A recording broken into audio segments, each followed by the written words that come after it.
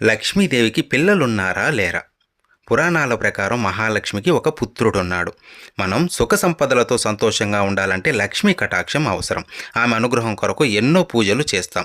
లక్ష్మీదేవిని ఐశ్వర్యానికి, సంపదకు చిహ్నంగా భావిస్తాం. అందువలన ఆమె గర్వపడుతుందని భావించిన శ్రీ మహావిష్ణువు ఆమె అహం తగ్గించడానికి ప్రయత్నం చేస్తూ, ఒక స్త్రీ తాను స్త్రీగా పరిపూర్ణత సాధించాలంటే ఆమె తల్లి కావాలని చెప్పడంతో లక్ష్మీదేవి నిరాశకు లోనవుతుంది. ఆ క్రమంలో ఆమె పార్వతీదేవిని కలిసి తనకు ఒక పుత్రుని దత్తతగా ఇవ్వమని కోరుతుంది. అప్పుడు పార్వతీదేవి, నువ్వు ఒక చోట స్థిరంగా ఉండవు కదా, నా పుత్రుని నీతో ఎలా పంపేది అంటుంది.